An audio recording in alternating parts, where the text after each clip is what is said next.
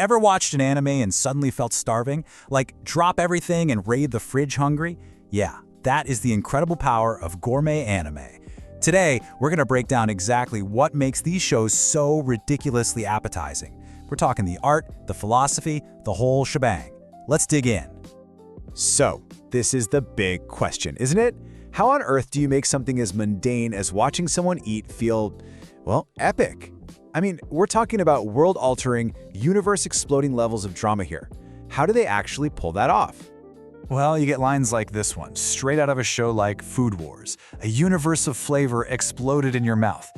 That's not just someone saying, hey, this is tasty. No, this is a full-on body and soul sensory overload. It is pure melodrama, served right up on a plate, and it's what makes this genre so wild. Okay, so for our first course, let's break down the art of the foodgasm. You know, that visual spectacle that's just impossible to forget? This is where all the magic happens. Now check this out, because it's really interesting. Think about where a typical shonen anime puts its money. It's all about those epic fight scenes, right? The flashy superpower effects, the huge explosions. Well, gourmet anime completely flips the script. The animation budget goes straight to the food. The food prep is the fight scene. Every single chop, every sizzle in the pan gets the same star treatment as a massive city-destroying battle. And this is what it all leads to. The climax, the foodgasm. This is the big payoff moment. The second a character takes a bite, the screen just erupts with these wild psychedelic trips, absurd humor, and yup, sometimes characters literally lose their clothes from the sheer force of the flavor. It's completely over the top, and it brilliantly turns cooking into a must-see spectator sport. Okay, but here's the craziest part. For all that wild, fantastical stuff we just saw, it is all built on a foundation of hardcore realism. Seriously, the creators team up with actual professional chefs like Yuki Murasaki for Food Wars to make sure every single cooking technique is legit. The recipes are real, and they obsess over photorealistic details like the crispness of a crust or the tenderness of meat, making it look almost better than the real thing. All right, let's move on. Because underneath all that flashy animation and those crazy reactions, there's a really deep and powerful philosophy at work.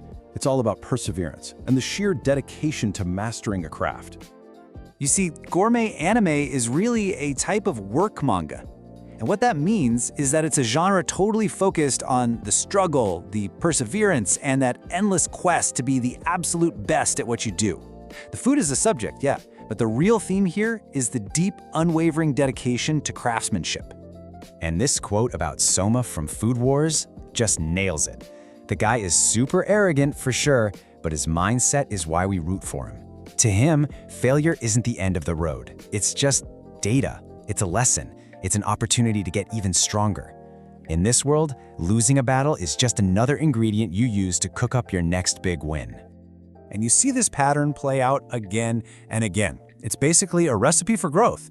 Step 1, face off against someone you have no business beating. Step 2, lose, and lose big.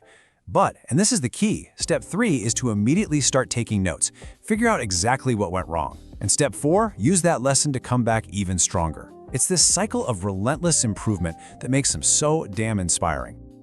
Okay, so we've got the visuals and the philosophy down. But gourmet anime isn't just one thing. Think of it more like a full menu with a ton of different flavors. Let's check out some of the main courses. You can pretty much break it down into 3 main vibes. First, you've got your high-octane competitive shows, which are all about the quest for mastery. Then, you've got the total opposite, the calm, emotional isekai, or healing shows, where food is all about connection. And finally, there's isekai, which is just pure creative escapism. Same basic ingredient, food, but totally different meals. So, let's start with that competitive arena. We're talking about elite culinary schools with insane pressure and intense rivalries. The culinary battles, or shokugeki, feel like fights to the death that test skills to their absolute extreme. This is adrenaline-fueled cooking, plain and simple. And then you can do a complete 180 and land in the world of iyashikei, or healing anime, like Sweetness and Lightning. The vibe here is just tranquil. It's not about being the best, it's about connection. It's about a dad learning to cook for his little girl, and it just beautifully shows how making a simple meal can be this profound act of love that brings people together. And for our third flavor, we have isekai, like campfire cooking in another world. This is pure, wonderful escapism. The whole premise is basically, what if you had modern cooking knowledge but were in a fantasy world with magical ingredients? You get all the fun of creating amazing new dishes without any of the boring real-world stuff like grocery shopping or budgets. It's just pure, unadulterated culinary joy. Okay, so this is all really fascinating, but what's the takeaway for us, the viewers? In our final section, let's look at how this all jumps from the screen and right into our own kitchens. I mean, just look at this list. These shows are basically a buffet of cultural education.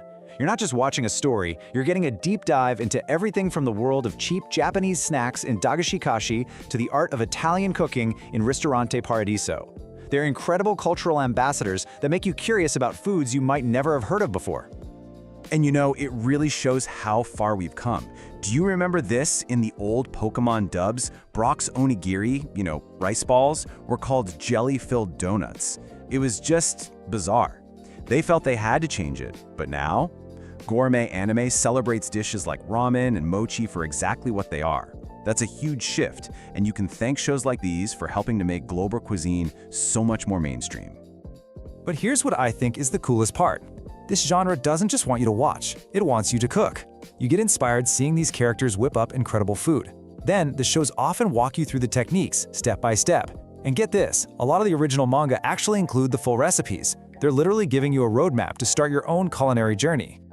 So, I'll leave you with this final question to chew on. When you think about it, this amazing blend of high-stakes entertainment, meticulous education, over-the-top spectacle, and genuine emotion, is it possible that gourmet anime is actually one of the most powerful and definitely most delicious ways we have for sharing culture across the globe? It's some serious food for thought. Thanks for joining me.